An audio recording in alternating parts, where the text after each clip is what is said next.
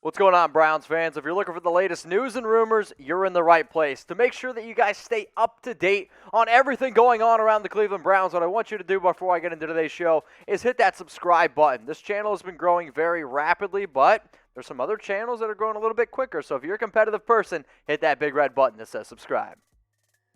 Denzel Ward, is he a top 10 cornerback in the National Football League? That's what we're talking about here on today's show. ESPN made a top 10 list for corners with over 50 players, coaches, and scouts input. The reason why I like this is because I like lists that are not just players, not just coaches, not just scouts. I want as many different personnel pieces as I could possibly find. Ward came in here at the number 8 spot, and he was an honorable mention last season. When you look at the numbers from him in 2020, you're going to see the 46 tackles, the 2 INTs. The number that really stands out to me, though, is the 18 pass breakups, and the fact that this dude is only 24 years old. Sky's the limit. I still don't know if people are ever going to be happy with the fact that he was drafted number 4 overall back in 2018, but the fact that he's a top 10 corner, I do think it's pretty impressive. Now, here's what one AFC coordinator had to say on Denzel Ward. His ability to run with and cover people is what separates him. Technically, he's getting there, but he's a true press guy, and there aren't many of them. Lack of physicality is an issue, but he is an athletic with good instincts. This is from an NFC personnel evaluator on Denzel Ward, and that the Browns pass rush will give him opportunities. 2 parts of this. I like what those guys said, but if you're going to give a quote, please go ahead and give your name. Now, let's look at what Denzel did in these 12 games here again. You got the 46 tackles, the 1 tackle for loss, but again, Ward's 18 pass deflections tied for the second in the NFL, and his 6.2 yards allowed per target as the nearest defender also ranked in the top 5. But then I'm not only going to talk about the numbers on the field, I do like what PFF has here in 776 snaps, the overall grade of 72.8.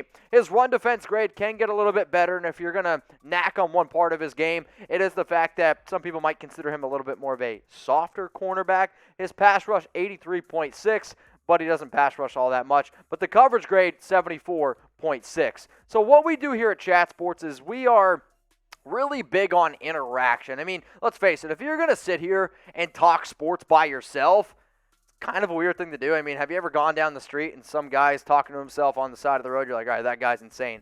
I don't want to be insane. So go down in the comments section right now and be honest with me. Where would you rank Denzel Ward on his list of cornerbacks? You can be in the top 10. You can go ahead and let me know down in the comments. What I'm going to do before I give you my rankings is basically break down where ESPN had him ranked, essentially. Because, remember, he's ranked number 8 on this list, but there was somebody that ranked him as high as number 3, which I did feel was a little bit high, but there was also somebody that ranked him as low as 13. Now, I didn't quite have him at number 8. He was number 9 on my list simply because he does need to get a little bit better in terms of being able to protect the run, but he's going to have a hell of a season this year because I will say on paper, and I'm not afraid to say this, on paper, the Browns have the best defense from top to bottom. That secondary is loaded. The edge rushers are there. The interior is there. They have so much talent. But if you are genuinely curious on, all right, Mitch, who are some of the other cornerbacks on ESPN's list? Who's better than Denzel Ward? Number 1 was Jalen Ramsey, and I have no arguments with that whatsoever. He's easily number 1 on my board as well. Marlon Humphrey coming off a great year. Xavier Howard, he had 10 interceptions. Gilmore's the 2019 Defensive Player of the Year, had some injuries. Trey White, super talented guy, is coming off a little bit of a down year, but I don't really have any issues with this top 5. Then you got 6 through 10. Jair Alexander, he finished number 2 according to PFF. Marshawn Lattimore, there was a few people that ranked him number 1. Darius Slay, he didn't have as good of a year with the Eagles as he did a few years ago with the Lions. J.C. Jackson, I get that this dude had 9 interceptions, but I just don't see him as being a top 10 cornerback in the National Football League. So it's pretty simple the way that we do videos around here. The more subs you get, you're going to get more videos. It's a pretty simple algorithm, right? So if you're a diehard Browns fan, or if you're just trying to stay up to date on everything going on around the NFL, what I want you to do is hit that big red button that says subscribe. And if you are already a loyal watcher here, take that link, chatsports.com/BrownsTV, and send it to some of your friends. But I also say this, you got to keep your friends close, right? I'm going to keep my friend Jeremy, he's over here, him really close. But you got to keep your enemies a little bit closer. So what I want to do here is motivate you. We have 3 channels around the AFC North here at Chat Sports. We got Steelers Talk, the Browns Report, and Ravens Rundown. As y'all can see, these sub numbers, well, the Browns are a little bit behind. So what I want you to do is go ahead and subscribe. Let's catch up to Steelers talk because I got a lot of friends in my hometown in near Pittsburgh that are Steelers fans, and I would love to be able to rub this in their face. Grant Delpit was named a sleeper according to Bleacher Report. That's what we're talking about here on today's show. Mitchell Renz from Chat Sports ready to break it all down for you.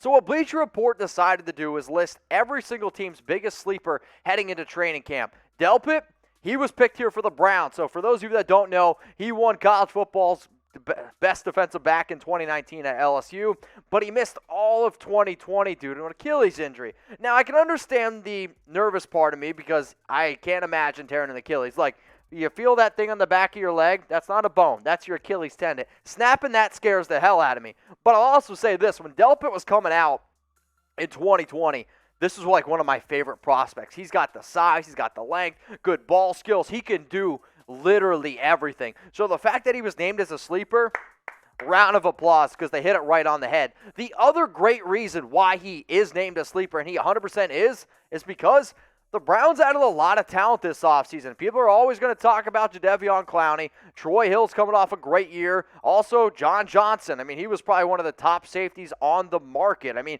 they have so much talent here on this roster. They also went out and drafted Greg Newsome out of Northwestern, right? Like, there's a lot of talent here. So the fact that Grant Delpit is kind of being an afterthought, I'd like the pick here of a sleeper. So here's what Bleacher Report had to say on Delpit being a sleeper. The Cleveland Browns took a buzzsaw to the defense in 2021, adding pieces at all three levels in free agency and in the draft. And it's quite the list. Malik Jackson, Jadeveon Clowney up front, Anthony Walker, Jeremiah Owusu-Koramoah at linebacker, Troy Hill, Greg Newsome, and John Johnson in the secondary. But honestly, and I mean this, the biggest addition out of all those names might actually be Delpit. Now, obviously, they didn't add him in free agency or in the draft, but when you draft somebody as high as he did as Delpit and you don't have him and he's now coming off, and if he's 100% healthy and all reports indicate that he is, that actually might be the biggest addition to this defense. Now, here's more what Grant Delpit had to say on 2020, and I can definitely feel for the guy considering the fact that I've also seriously injured myself before. But the toughest part was knowing that you work your whole life just to get somewhere, and then anything can happen off the wall, and you're just forced to sit back and watch. Because, again, he missed the entire 2020 season.